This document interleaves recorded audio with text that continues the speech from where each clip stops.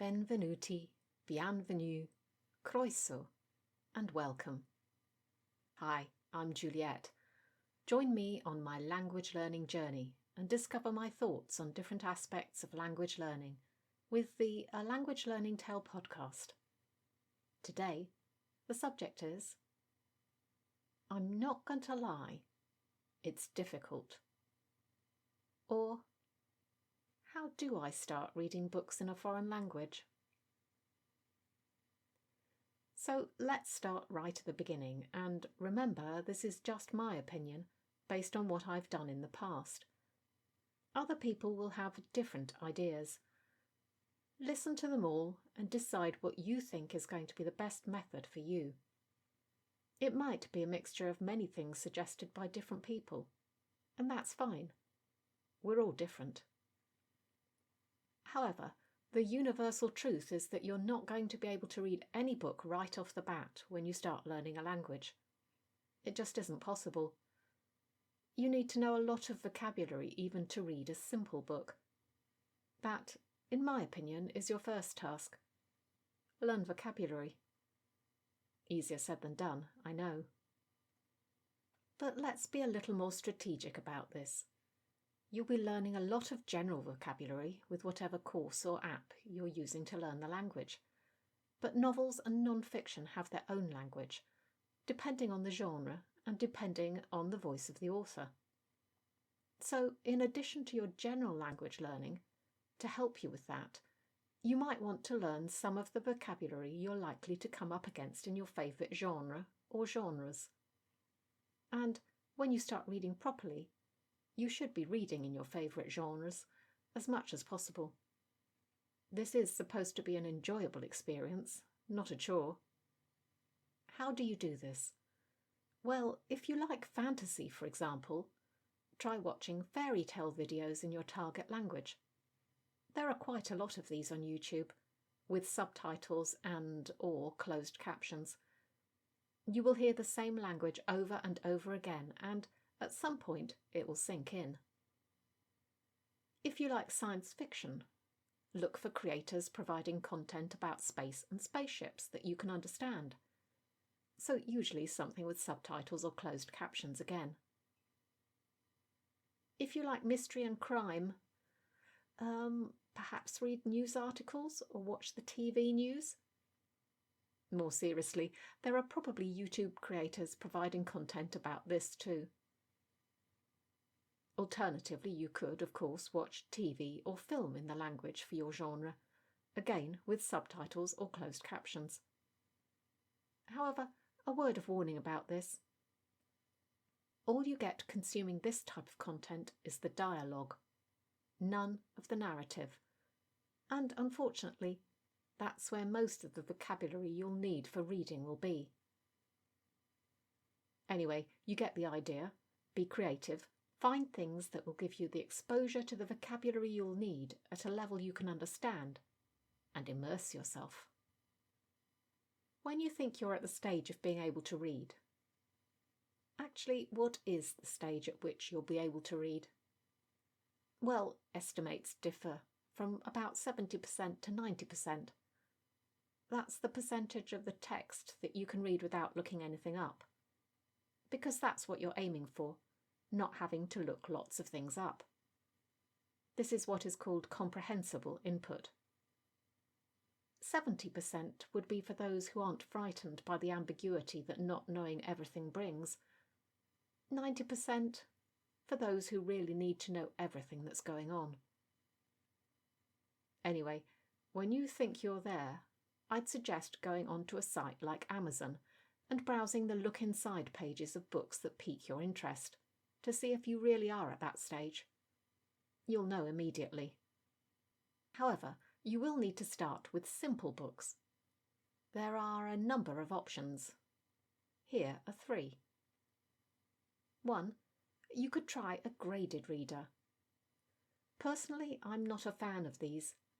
I find the stories boring, and because they're usually batch created in a number of languages, the stories aren't likely to be tailored to the culture of your language or your favourite genre. 2. You could try a simple novel, like a children's novel that you've already read and that's been translated. That will give you an extra safety net in terms of understanding, because you'll remember the original and will be able to piece things together more easily. 3. You could try a children's novel written by a native speaker. This would be my preferred option. Native language books will always be better because translations fit one language into another, which often isn't the same as native speak, because the way things are expressed isn't the same. But this isn't always possible. I would not suggest going straight for an adult-level novel. The language will just be too difficult. Should you read a paper book or an e-book? From what I've seen on YouTube, I think I'm in the minority here, but I would always recommend an e-book over a paper book. 1, because they're generally cheaper, which is a concern for many people.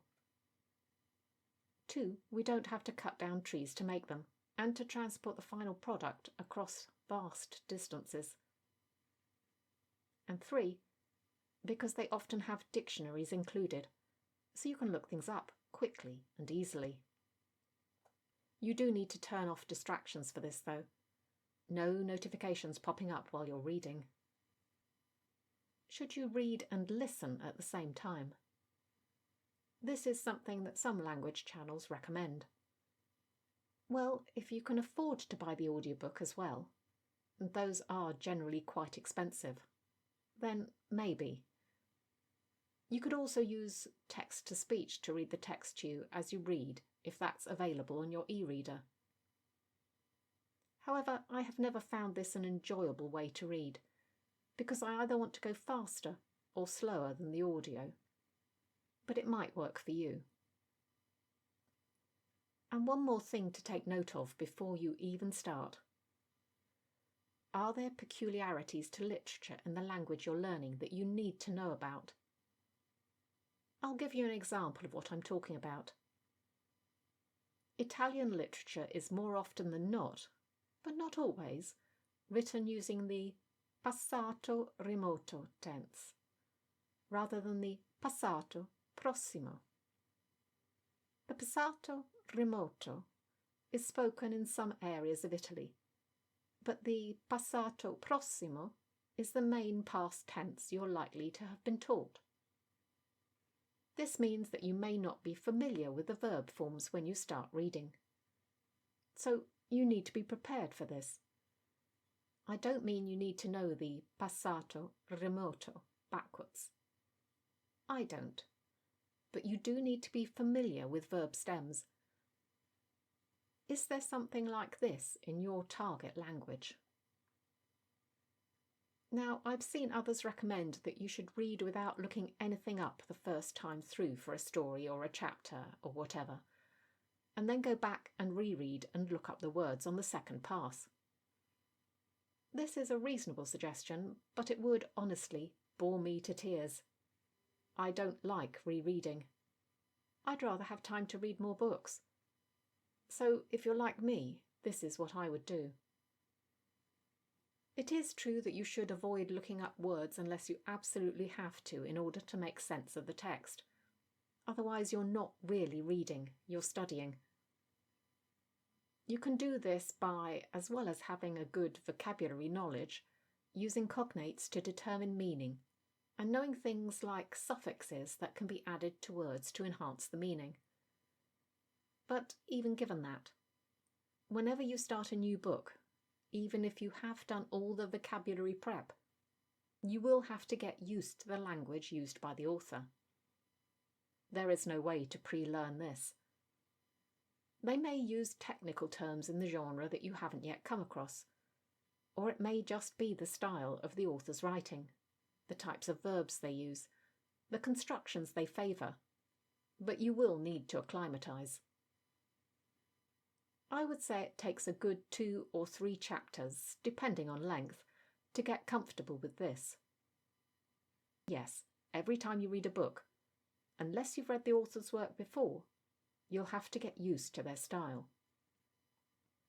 Don't believe me? Well, think about the books you read in your own language. There are some that you don't get on with, right?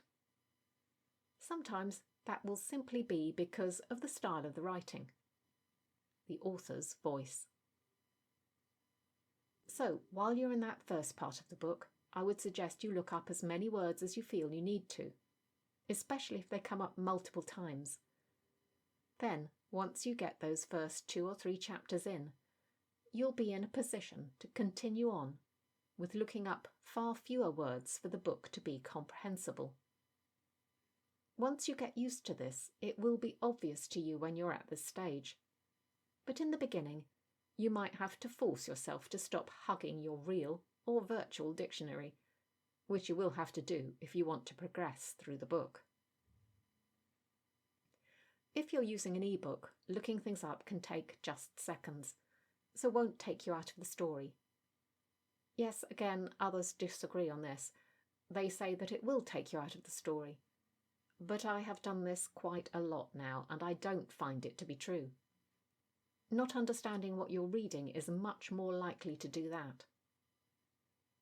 Also, don't be scared of looking up the same word multiple times. It doesn't mean you're stupid because you can't remember it. The repetition of looking it up will help it finally stick in your brain. What I wouldn't advise, though, is writing the vocabulary down in most cases. That really will interrupt your reading far too much. The only time I have done this is when I was building up a master list of verbs for my own use, which was a very specific experimental project. Now, I know I've mentioned this in a video on YouTube before, but another thing you need to understand is that reading in a foreign language uses so much brain power that you are going to get tired pretty quickly to start with. Don't try reading for half an hour at a time, unless you're finding it really easy. Start off with perhaps just 10 minutes, and build up from there. If you push on too far, you'll get frustrated because your poor old tired brain won't want to cooperate, and understanding will go out the window. Another thing you need to realise is that when you start reading, you probably are simply going to be consciously translating in your head back into your own language. This is fine. You can't expect it to be any other way. There is no specific point at which your brain will switch to simply reading and understanding in the language. Don't stress about it. Just let it happen. One day you'll realise that you're doing it without you even noticing. And believe me, that's a great feeling. It'll probably happen a lot sooner than you imagined too. Obviously, once you've mastered reading simple books, you can gradually move on to more and more complicated texts. If you started with graded readers or translated texts, though, do make an effort to go for books written by native speakers as soon as you can. This will always be best. So, to summarise, preload your brain with relevant vocabulary, choose a book relevant to your level, find out if there are any language quirks with literature, allow yourself to hug the dictionary for the first couple of chapters, no guilt needed, keep your session lengths to what your brain can cope with, and move on up to more difficult content as soon as you're able. But that's not the end, is it? I can hear you. You're the person who doesn't like to read. All I will say to you is, are you sure about that? Or is it just that you haven't found the genre of book you really enjoy reading yet? Maybe try reading novels in some different genres in your language first, ones that you wouldn't have dreamt of trying, and see if you can find something you love. And that includes graphic novels. You never know, you might surprise yourself. But if you still can't bear reading, then I'm afraid you'll have to find some other way to get the necessary input to increase your vocabulary. That's all for today's episode. Don't forget to join me again next time for more language learning tips, tricks and tales. And in the meantime, check out the A Language Learning Tale YouTube channel for additional non-podcast content. Ciao. Salut. wheel. And bye for now.